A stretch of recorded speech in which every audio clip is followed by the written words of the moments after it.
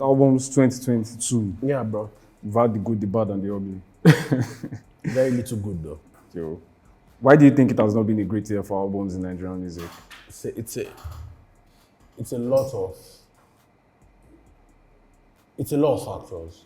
And on the last 2 times I spoke with my friends, some of my friends, they also gave me like 2 different perspectives. Number one problem is the Nigerian music industry is so fragmented right now, and there's an uncertainty everywhere.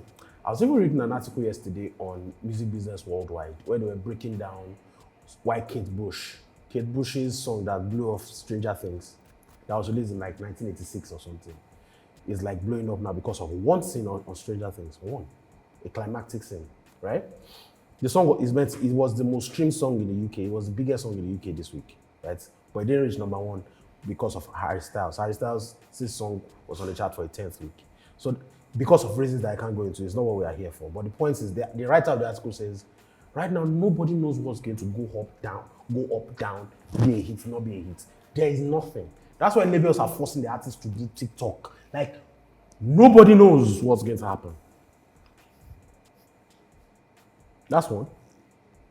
Like, because of this thing that's happening to Kate Bush right now, like when Challenge was the thing last year, put your hand, you saw a lot of labels bring back old records, right? Now that they're going to be hustling for sync now to put music in TV shows. You are going to see a lot of that going forward. They're going to be hustling for slots, especially climatic scenes. And I think, shout out to Netflix, they need to start charging. So instead of you paying them, they need to start paying you. I think that should be a solution for everybody now because you are going to be the end thing. Anyway, going back to this, uncertainty, and there's no formula for anything. Everybody's hustling up and down. Like, guy, I pity artists and execs right now because there is no formula. If you find a formula that works, I mean, money is always like a sure banker. If you have money, you can have access to resources. If one thing doesn't work, you can put more money into it, right? If you have a huge budget.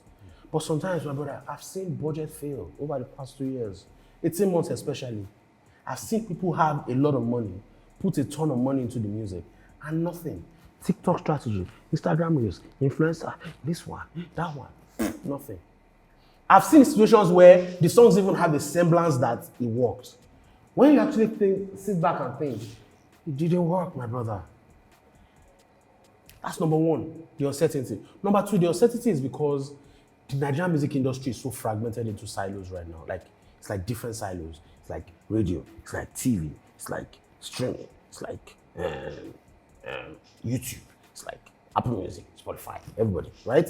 Like the streaming demographic, there's the airplay demographic. There are people that consume music here that don't consume music here. There are people that consume music on music blogs that don't consume on streaming or TV.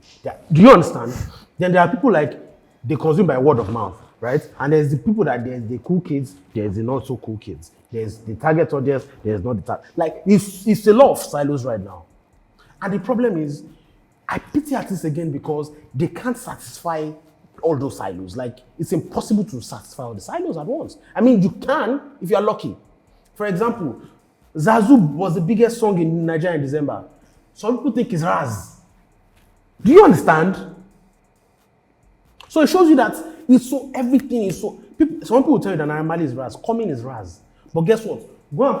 I've said it several times on this show. I went to Akure and State in June last year and in August last year.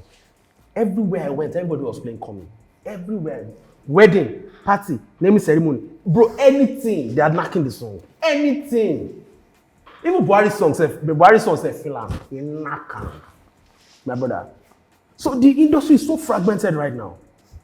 Right? And that means that artists are struggling. Like, sometimes, if you try to appeal to one or two of these silos, it won't work. It might not be enough for, like, you might have it. That means you might have a lot. That's why we have digital hits right now.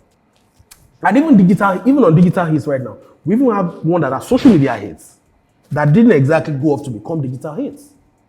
Because a digital hit will be something that actually has success across digital. So that's all streaming platforms and social.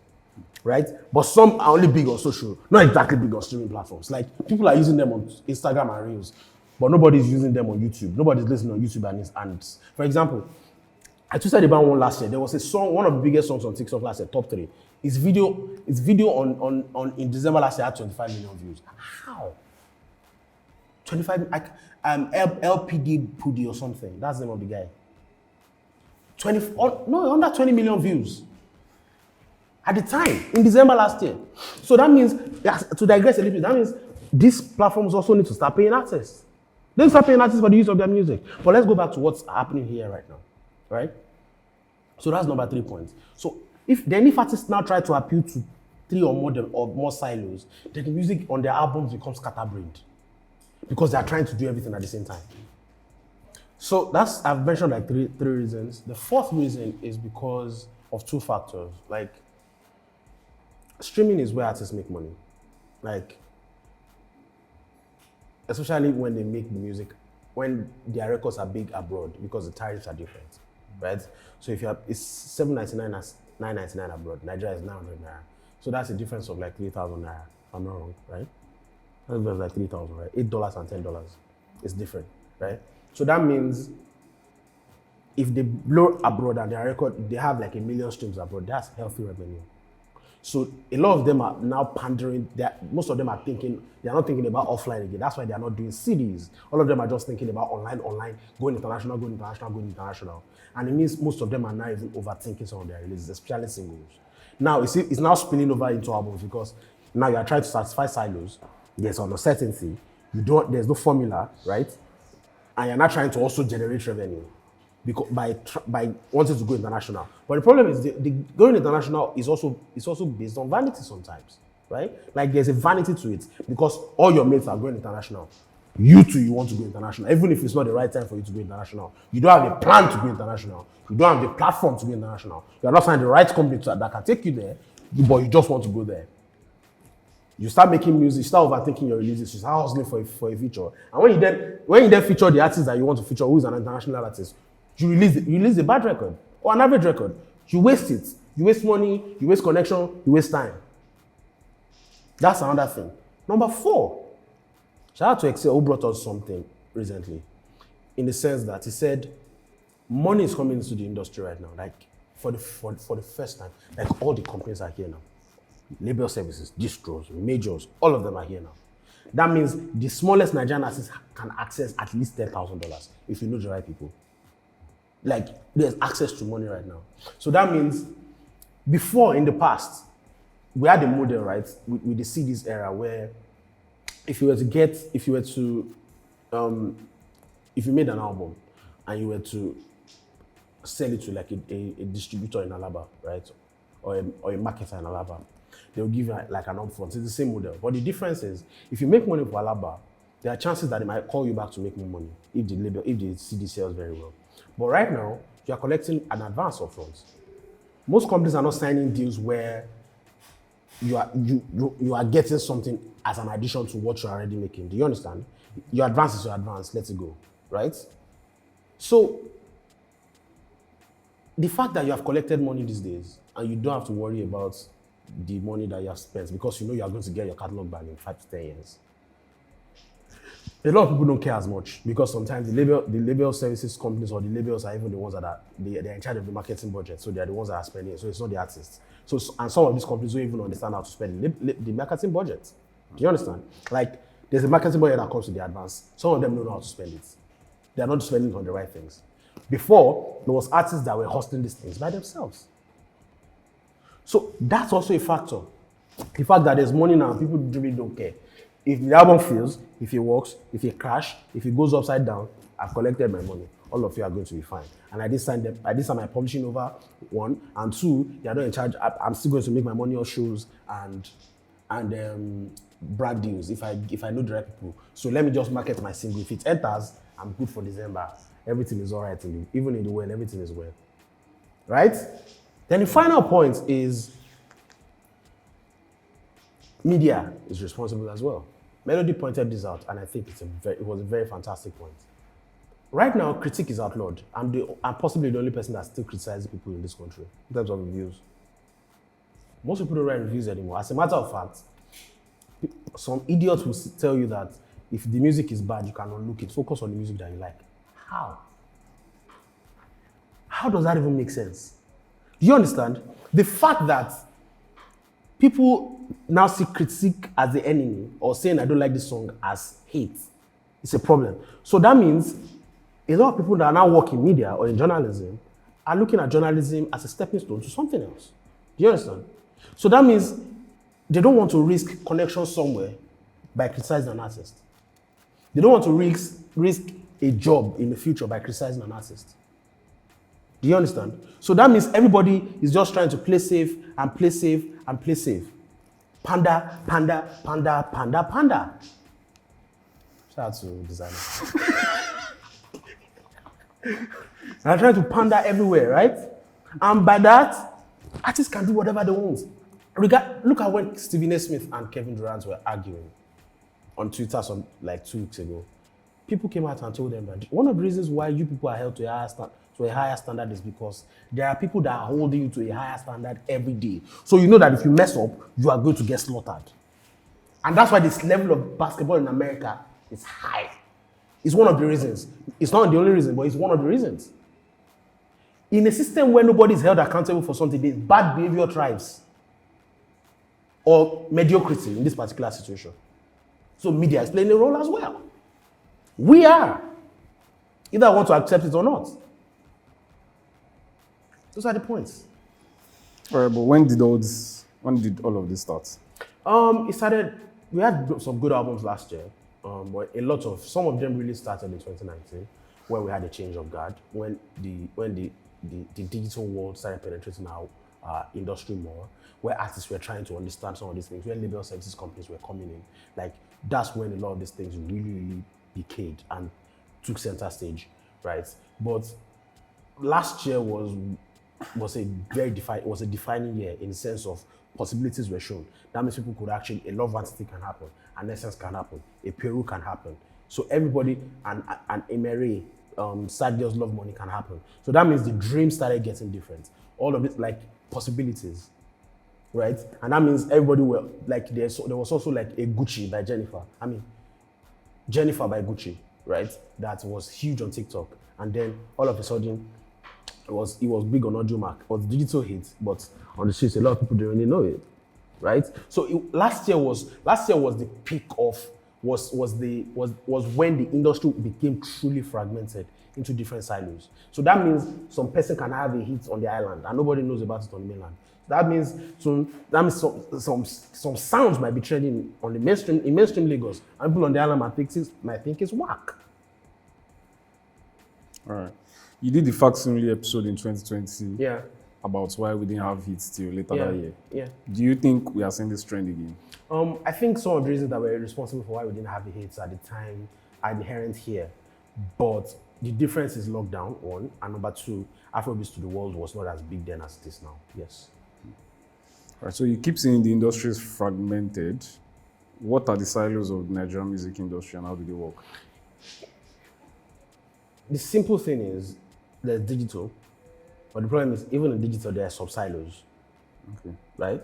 I mean, you can be big on YouTube and not be big on other platforms because maybe your fans can access YouTube because YouTube and Audio because they are free. And they might not be able to use YouTube Music, Apple Music, Spotify. Even if some of those things have ad-supported services, people prefer to stream it on YouTube and AudioMac because people know that they can stream music for free there. They might not even stream it on the other platforms, right? That's one. Okay. Then there are people that download music illegally. Nigeria Loaded FC.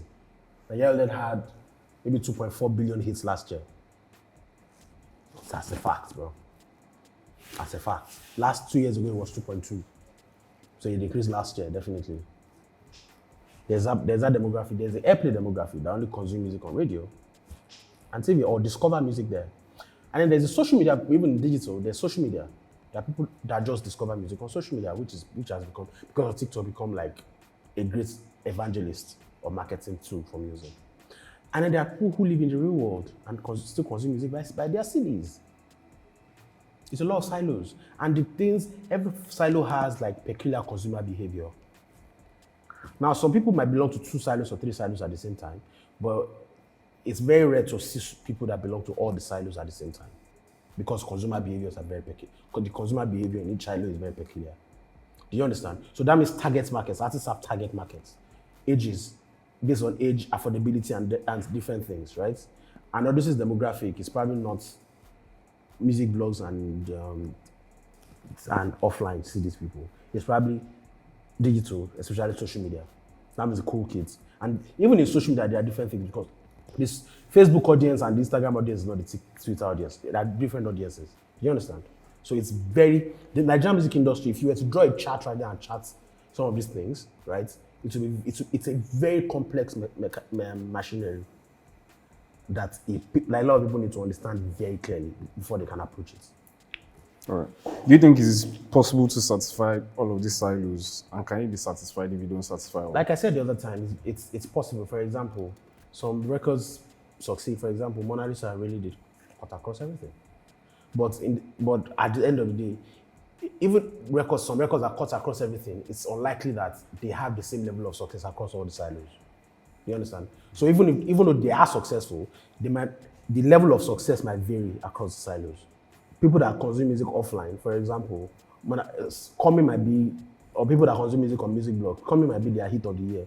Even though they know Mona Lisa and they dance to it, right? But Coming might be bigger to them than. Do you understand? So it's a weird dynamic that eye test can measure. Data-wise, we are getting there, but we don't exactly have the data fully yet. Turntable is trying, so that's the best thing. That's the closest thing to what we have right now. So those are the guys that can give you some form of a clear answer going forward. That's it. Right. You tweeted about an uncertainty recently. How do you think it relates here? The uncertainty is a very. I broke it down the other time. Yeah. When I started this thing, I addressed it. But the problem with the uncertainty is it's making people overthink or not care at all. When you now consider money, I raised like 7 factors the other time: uncertainty, lack of formula, right? Afrobeats to the world, money, media, silos, like 6 or 7 points, right? So when you combine all of those things together, it presents that the combination of those factors present the uncertainty. You understand? The combination of those factors present, like uncertainty and no formula. Now you present all the factors behind them. You can link them back to they are the reasons why there's an uncertainty. Aside from the fact that this is another time, like we were in 2019 when I said there was no hit, we were going through, there's no formidable sound right now. Like 2020 later in the year became like mid-tempo records. Now there's an uncertainty. So when you can link everything back to the uncertainty, but the uncertainty itself is another factor on its own, even though other things are contributing to it. Does that make sense? Like all the other points that I made are contributing to the uncertainty and the lack of formula. But the uncertainty and the lack of formula itself is also reinforced by, the lack of formula is reinforced by artists on this side. The lack of a formidable sound that everybody can defer to is a problem for the uncertainty. For example, artists are reinforcing this because they are making it more scattered. Because everybody wants to appeal to different audiences. I sympathize with them, right? But they are reinforcing the lack of formula. Because they are making it as decentralized as possible, which can be a blessing executed right, but most of them are not getting it right. On the part of no sound, nobody knows what's going to happen. 2 years ago, everybody was doing low tempo. Now nobody's doing, you don't know what might work anymore. If you like, release mid tempo from now to next year, it might still not work. So back to and a lot in terms of like the sound, right, and Afrobeats to the world, there's also the factor of people trying to recreate or defer to or be inspired by Made in Lagos, Twice as Tall or Carpe Diem, right? But the problem is, like, I can count off the top of my head in terms of tempo and style. I can count 6 albums that sounded like Made in Lagos and Made in Lagos dropped, which is absolutely wild. Because everybody, like Nigerian artists are they can be one-track minded a lot of times. When something is trending, that's where everybody wants to go. I'll give a very clear example right now. But right now, if you look around Nigerian music industry right now, if there are 10 tracks on the top 10 on turntable, at least 4 of those records will have crowd vocals or choir after Amakwe. Everywhere you look, there's crowd vocals right now. Everywhere you look. So it shows you that when people see that, oh, this can work, that's where they run to. The style of Burna, so, and you are even seeing people trying to combine the three albums because maybe Carpe Diem can help you hold down the mainstream here. So as Store can give you Grammy. Maybe Lagos can give you Essence. So like it's people are trying to combine everything together and it's really not working. And which brings me to another point entirely which we are going to discuss later. It's a problem. It's a big problem. So are you saying it is not a good thing to chase good streaming numbers? I think it is. You can chase good streaming numbers, but not at the expense of mainstream success. In the sense that streaming numbers give you money, but the chunk of the money still comes from brand deals and endorsements. And chase the Spotify numbers all you want, right? Chase the Spotify numbers all you want. Chase the Spotify monthly listeners. You can have the biggest Spotify monthly listeners and still not be big enough in a place to be able to attract a good brand deal or be able to sell out a decent show. Do you understand? Look at it this way. You can have 10 million monthly listeners. You can have 1 million monthly listeners on Spotify. But it might be so because of TikTok and streaming these days, you might have 20,000 per country. And a lot of these people in those countries will be in different places of those countries. So that means if you go to a particular place in one country where you have 20,000 listeners, you might not be able to attract them all at once. So that means you're not able to sell. And even if that is the case, a lot of them are also listeners. They are not fans of yours. Does that make sense? Maybe because of one track where you feature the Justin Bieber that they like, they are going on to that record to listen to it. So that means what you need is fans, not just listeners. So you have listeners for that particular time. They are not your fans. So that means you cannot exactly bank on them to go sell out shows. Does that make sense? Especially when a chunk of the 1 million streams listeners come from one song. Do you understand? So you can have 20,000. So that means you are not big here. You are not big in any country. So that means brands might not be able to give you deals. Even though you have 1 million monthly streams. That's the unfortunate thing right now. So artists need to learn how to also not abandon offline as much as they are chasing streaming success. Do you see a solution for all of this? There's a solution if people start to rethink things in different ways. Number one, think offline. Media has to start doing its job again. People have, labels have to start giving label services companies have to give artists responsibilities, not just take charge of the marketing budgets. And make them understand that if this does, maybe don't give them the money at once, attach milestones to the money that you're giving them, right? So that they know how to work for the music as well. So that it's not that they're collecting the money. They know that either the album fails or flop, they're fine. They've collected $150,000. Everybody will be okay, right? So that's number 3 solution. Number 4, artists need to stop looking upward. They need to start looking downward.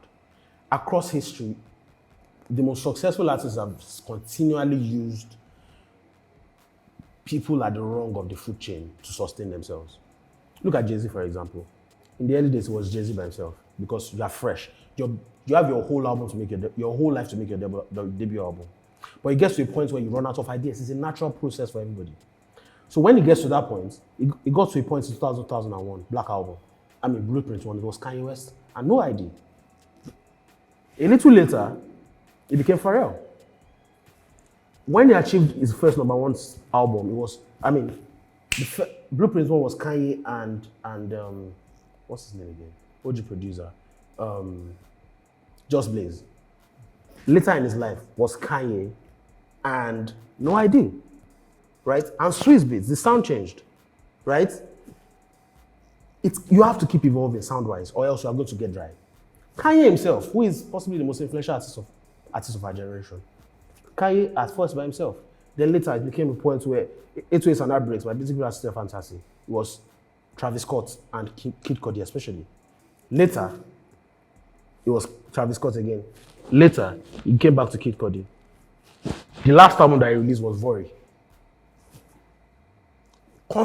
Look at Kendrick. You run out of Drake, The Weeknd, and Party Next Door. Then he became the guy that was writing for him, the one that outed him that he was ghostwriting for him. Like, constantly you have to look for new sounds to feed off. And make sure you give them the credit they deserve on your album. So rather than, these are examples of people that looked down, not up. They are not looking at Made in Lagos. Drake was not looking at Adele and Taylor Swift. He was looking down. At some point, Drake even explored Afrobeats and Skepta. So Nigerian artists start looking downward. Get inspired by people under. Absorb them in. Be humble enough to want to learn from these people. And if possible, jump on their sounds, then give them credits on your album so that they can use it as a stepping stone to blow. That's another point. Number 5, for the love of God, you people need to stop overthinking releases. Stop overthinking releases. What still works is going to work. That's it. All right. How much should Nigerian artists look towards these guys? Oh, they should. Excessively, incredibly. They should. They really should. They really should. The final part of this conversation is that artists need to start thinking more holistically in terms of how they release music. Like naturally, we're probably going to get there in the second half of the year. Albums are probably going to start working again. Everything will go back to normal a little bit, but some artists are still not going to get it. Usually mainstream artists, right? But at the end of the day, please listen to things that work, and that's factual.